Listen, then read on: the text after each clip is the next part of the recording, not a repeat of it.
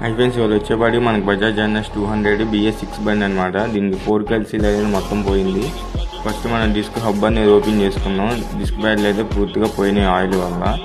Next వచ్చేపాటికి ABS wire అనేది divide చేసుకుని 2022 నెంబర్ రింగ్తో యాక్సిల్ ఓపెన్ చేసుకుని మనం డిస్క్ ప్లేట్ అనేది నీట్గా పెట్రోల్తో క్లీన్ చేయడం జరిగింది. తర్వాత డిస్క్ హబ్ కూడా ఆడుకోండి. ప్యాడ్లు తీసేసాను, కొత్త ప్యాడ్లు వేసుకుంటున్నా. డిస్క్ హబ్ అంతా మొత్తం క్లీన్ చేసుకుంటున్నా. సిలిండర్స్ మొత్తం డస్ట్ పడేసింది. ఇలా క్లీన్ చేసిన తర్వాత లుక్ అయితే ఇలాగుంది.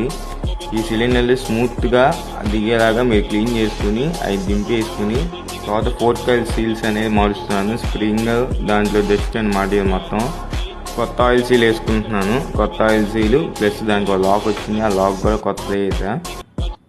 నీట్గా దాన్ని ఇంకా మనం ఫిట్టింగ్ చేసుకుని స్ప్రింగ్ కూర్చోబెట్టుకుని కొత్త ఆయిల్ అనేది మనం ఇన్స్టాల్ చేసుకొని మొత్తం బిగించిన తర్వాత బండి లుక్ అయితే ఎలా ఉంది గైస్. వీడియో నచ్చిన లైక్ చేయండి.